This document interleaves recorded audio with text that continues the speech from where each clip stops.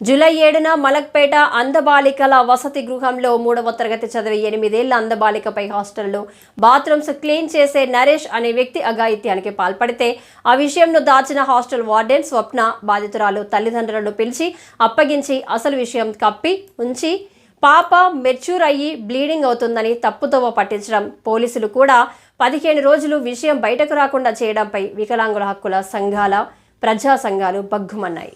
శుక్రవారం మలక్పేట అంద బాలికల వసతి గృహం నందు వికలాంగుల హక్కుల పోరాట సమితి అధ్యక్షులు అందే రాంబాబు ఆధ్వర్యంలో ఆందోళన చేపట్టారు. అందులో హాస్టల్లో 8 ఏళ్ల బాలికపై అఘాయిత్యం జరిగితే గోప్యంగా ఉంచి బాలికను హాస్టల్కు తరలించకుండా నిర్లక్ష్యంగా వ్యవహరిస్తున్న వార్డెన్ పర్యవేక్షణ చేయని శాఖ డైరెక్టర్ శైలజ, అసిస్టెంట్ డైరెక్టర్ రాజేందర్ను వెంటనే సస్పెండ్ చేయాలని కోరారు. శాఖ మంత్రి సీతక్క వార్డెన్ స్వప్నను సస్పెండ్ చేయడాన్ని స్వాగతిస్తూనే విచారణ కమిటీలో డైరెక్టర్, అసిస్టెంట్ డైరెక్టర్ను వేయడాన్ని ఖండించారు. బాధితురాలకు మెరుగైన వైద్యం అందించాలని కోరారు. నిందితుడు నరేష్ను ఉరితీయాలని డిమాండ్ చేశారు. ఘటన జరిగి ఇన్ని రోజులు చర్యలు తీసుకోకపోవడంతో అలసత్వం వహించిన పోలీసులపై కూడా చర్యలు తీసుకోవాలని డిమాండ్ చేశారు. అన్ని అంధ బాలికల వసతి గృహాలలో ఆడవారికి మాత్రమే స్టాఫ్గా తీసుకోవాలని, వార్డెన్ పోస్టులను వెంటనే భర్తీ చేయాలని కోరారు. ఆందోళన వద్దకు చేరుకున్న సైదాబాద్ ఎంఆర్ఓ జయశ్రీ చేరుకుని ప్రభుత్వం అన్ని చర్యలు తీసుకుంటుందని ఆందోళన విరమించాలని కోరారు. కడుపు లేదా వాళ్ళకి ఎట్లా ఫుల్ పెడుతున్నా మాకెందుకు పెట్టారనే ఉద్యమం ముదిరి 1978లో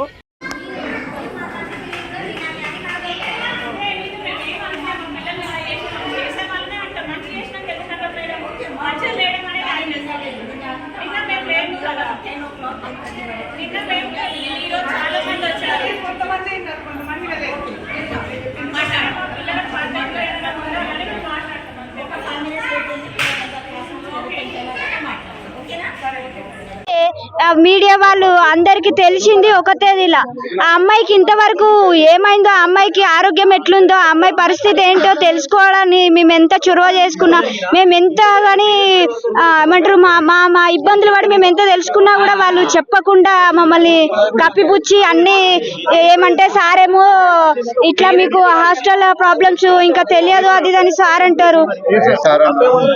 ఏడి సార్ అన్నారు, సార్ హాస్టల్ మాకు ఏమంటారు మీ వర్కర్స్ అదంతా ఎట్లుంటుందో మీకు కొంచెం తెలియదు నాన్న, మేము ఏమంటారు చాలా ఇక్కడ అంటే చాలా స్ట్రగుల్ రీతిగా నిన్న వచ్చి మాట్లాడి వెళ్ళడం జరిగింది. మాకు ఇప్పుడు మెయిన్ గా కావాల్సింది ఆ అబ్బాయిని ఎవరైతే ఆ స్కావెంజర్ ఉన్నాడో ఆయన మీద చాలా కఠిన చర్యలు తీసుకోవాలి. ఇంకొకటి ఆయనను అరెస్ట్ చేసినామని చెప్తారు కానీ ఆయన అరెస్ట్ అయిందో లేదో మాకు ఇంతవరకు తెలియదు. అంతకంటే ముందు అమ్మాయికి ఏ రోజైతే అమ్మాయికి అలా జరిగిందో అప్పటి నుండి హాస్టల్ వంకలు కూడా రానియలేదు. ఎందుకు రానిస్తలేరు అని అడిగితే దానికి రీజన్ ఆయనకి హెల్త్ బాగాలేక రావట్లేడని ఆ పిల్లలకు చెప్పడము, ఆ పిల్లలని మీరు చెప్తే మీ ఇంటికి పంపించేస్తాము, లేకపోతే ఇంకొక రకంగా వాళ్ళని ఇబ్బంది పెట్టి వాళ్ళని చిన్న చిన్న పిల్లలని సార్ బయటికి తీసుకుపోయి వాళ్ళని మెడికల్ ఎంక్వైరీ చేపిస్తే వాళ్ళకి ఏం తెలుసు సార్, చిన్న పిల్లలు 7 years ఉన్న పిల్లలు నాకు ఇది అవుతుందని వాళ్ళు కడుపు నొస్తేనే చెప్పుకోవాలని పిల్లలని తీసుకుపోయి వాళ్ళని ఎట్లా అంటే అట్లా చెకప్ చేస్తే వాళ్ళు ఎట్లా తట్టుకుంటారు సార్. ఆ పిల్లలు ఏడుస్తున్నారు సార్, మాకు ఇట్లా చేసిరాక మమ్మల్ని ఇట్లా బాధ పెట్టిరాక నా పిల్లలు నిన్న మాకు ఏడ్చుకుంటే చెప్తున్నారు. సో మేము ముఖ్యంగా కోరుకునేది ఒక్కటే, ఇప్పుడు ఆ అబ్బాయిని అరెస్ట్ చేసినామంటారు, అరెస్ట్ చేసిన అబ్బాయిని మన ముందు తీసుకొచ్చి ఒక్కసారి ఆయనని ప్రత్యక్ష పెట్టి ఆయన మీద సరైన యాక్షన్ తీసుకొని ఇప్పుడు మా పైన అందుల పాఠశాలలో 7వ తారీఖు నాడు సుమారు ఆదివారం అందుల పాఠశాలలో 3వ తరగతి చదువుతున్నటువంటి బాలిక మీద ఇక్కడ బాత్రూములు శుభ్రం చేసే ఒక స్కావెంజర్ అత్యాచారం చేసిండని అనడాన్ని సభ్య సమాజం తీవ్రంగా ఖండించాలి. అదేవిధంగా వికలాంగుల హక్కుల పోరాట సమితి కూడా తీవ్రంగా ఖండిస్తుంది. ఈ సంఘటన జరగడానికి మెయిన్ కారణం వికలాంగుల సంక్షేమ శాఖ డైరెక్టర్ గారు దీనికి పూర్తి బాధ్యత వహించాలి.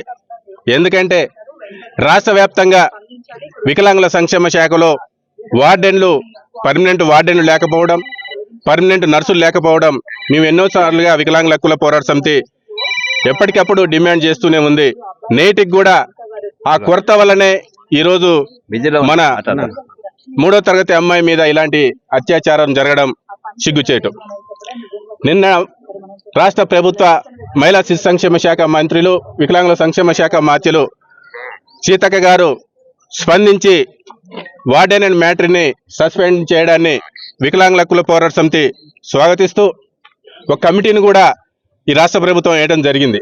మేము ఒకటే డిమాండ్ చేస్తూ ఉన్నాం, వికలాంగుల సంక్షేమ శాఖ డైరెక్టర్ అయినటువంటి శైలజ గారిని, వికలాంగుల సంక్షేమ శాఖ ఏడీ అయినటువంటి రాజేందర్ గారిని, వాళ్ళిద్దరిని కూడా ఈ రాష్ట్ర ప్రభుత్వం సస్పెండ్ చేసి విధుల నుంచి బహిష్కరించి రిటైర్డ్ జడ్జి తోటి ఒక విచారణ కమిటీని ఏర్పాటు చేయాలని వికలాంగుల హక్కుల పోరాట సమితి డిమాండ్ చేస్తూ ఉంది.